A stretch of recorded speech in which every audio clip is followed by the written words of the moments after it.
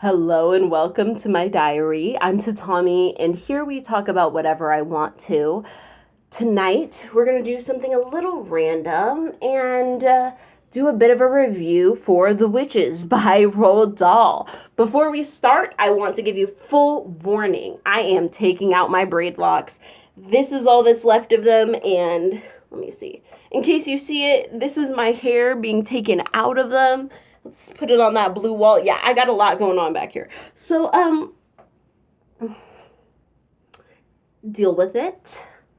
No, that's what you're seeing if you see it. If you see it, okay? I don't know how this video is gonna go. So, I'm doing this video for two reasons. Number one, I was a huge Roald Dahl fan back in the fourth grade, and this love of his work and his way of writing really kept with me for many years. I have this weird novel I wrote when I was like, ninth or 10th grade that was like a murder story following a serial killer. But y'all, it was written in Roald Dahl style. Like, why?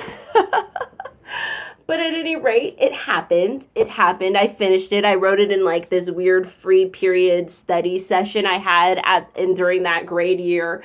And I was so proud of it at the time. But, in retrospect, I'm like, why would I write that in Roald Dahl style? I was a fan, okay? The second reason why I want to review this is because as somebody who's now pagan, following an African traditional religion, hoodoo, conjure, root work, whatever you want to call it at this moment, I really loved works that had to do with witches and pagans as a little girl from a very young age. Even when they were negative, like the witches, I was kind of a fan of them, even despite everything, right? I was, like I said, I was a huge fan of Roald Dahl. I read all of his books in the fourth grade. My favorite at the time, I'm not sure the name of the story right off the top of my head, but I remember it was about a boy and his dad. I want to say they went hunting. His dad ended up like trapped in a hole, a pit of some sort, a trap. And this little boy had to like drive the pickup and go like save his dad. That was my favorite of Roald Dahl in like the fourth grade. It sounds so boring, but like that's the type of shit I was into. I just really liked his way of writing, describing, making things exciting. It was fun. I really enjoyed his way of writing. So The Witches was no exception. I read that book many a times. I didn't really like that there were no nice witches because I could think like, if you have the power to do that, you have the power to do so many amazing things. That's not the witches he had in his book. Now, I rewatched the movie, and I've only watched it like once or twice as a child. So it was very interesting rewatching it as an adult who had embraced the fact that she's not a Christian, that she is what would technically be labeled by Christianity in Abrahamic religions as a witch. So I wanted to rewatch the movie. I tried to rewatch by myself, but of course my children ended up being there somehow. They were supposed to be in bed, but it's like they were having struggles, so I was like, if y'all can just sit quietly and watch with me, we can all watch this together. So I watched with them, and I was just so impressed with the way they were able to take the book story and meld it into a movie, because this is just like the story of like a little boy who goes with his dad and his dad gets locked in a trap and he has to drive. It's not that exciting when you really break down the actual storyline of the witches. It's not something that should spread out into a whole little book. It's not something that should spread out into a whole movie. But it does, kind of. And it's accurately translated into the movie in a way that maintains the excitement, maintains the like worry, even as children actors, as they're prone to do, kind of make you just cringe and be like, what's going on? Some of the kid actors are just like, they're, but that's kid actors. You can't be mad at them. I try and maintain patience for children actors, even though they all suck.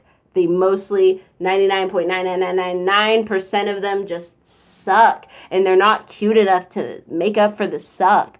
But at any rate, the story was strong enough to carry these kids, especially because halfway through the movie, halfway through the story, the kids become mice. So thankfully, they become mice. The mice aren't perfectly rendered, but the story continues, and it continues strong because the witches are just grotesque.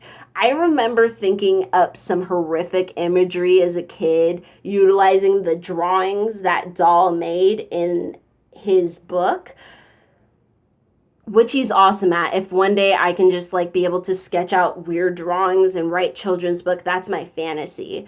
But at any rate, I got some weird images. The person who made this movie made the witches disgusting. Creepy, disgusting.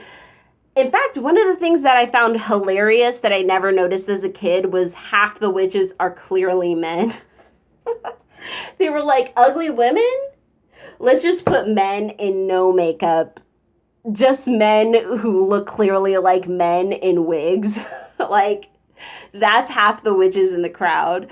I thought, okay, but the reason I wanted to make this review as a parent who's a witch, as a parent who's raising her kids pagan, start them young, hashtag spiritual black girls. I did start that page, and I do promote African traditional religion, even with children, right? Indigenous religions are wonderful to continue on with the next generation, and I don't fall for the okie doke that we're doing something wrong, like Christianity has nothing strange about it that needs to be side-eyed.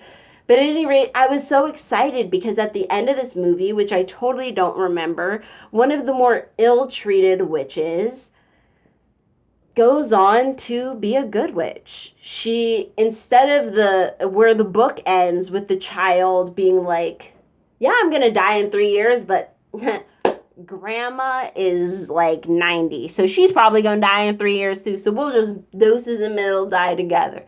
I always thought that was slightly strange as a kid because I was like, okay, wait, are we trying to take all the witches in the world out, or are we just trying to like chill together and die in 3 years? At any rate, I don't think 3 years is enough to take all the world's witches, evil witches out, but I do think it was cute how they had the grandma be like, maybe a good witch will help us. And then a good witch just shows up. She's like, actually, I'm free of all this craziness because you basically killed everybody who's forcing me to be psycho due to status quo, and she's just changes him back. He's like, don't forget Bruno.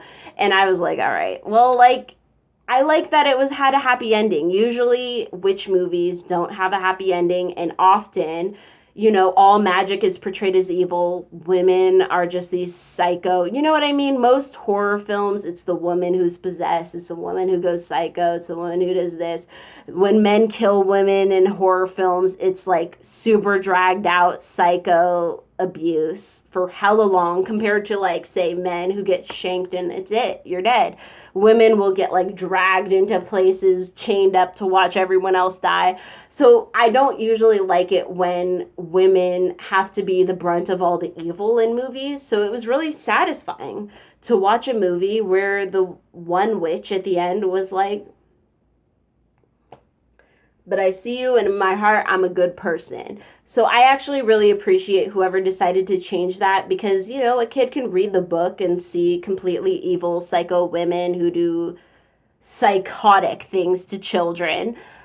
And they can also see the movie and see a witch who becomes a good witch. I mean, she does wear all white. I'm not a big fan of black equals evil, white equals good, especially in terms of witchcraft terminology. It's really easy to call stuff dark, black, and it's evil, evil magic, dark magic, evil magic. So I would really love to change that language, but I do think that movie addresses the issue of witches just being seen as evil.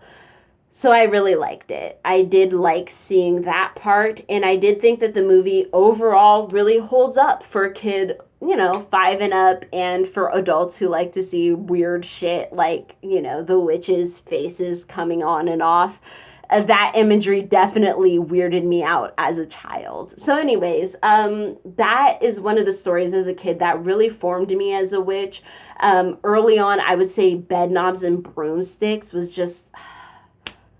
I loved that movie as a kid. It just spoke to me, the way she decided to be a witch and use her magic to help her countrymen, her patriots, her fellow patriots towards the goodness of winning World War II. Was it World War I or I don't even remember, y'all. My point is I used to love that, but The Witches was a book that I really used to love because it just talked about witches, and you don't often get that. So even though the book was depressing, I was just really happy to see the movie recently with my kids and see the ending be something sweet and uplifting towards witches, which you don't often see. So, at any rate, we'll review Bedknobs and Broomsticks another day. May your ancestors and spirit guides be with you at every crossroads, and I will see you next time.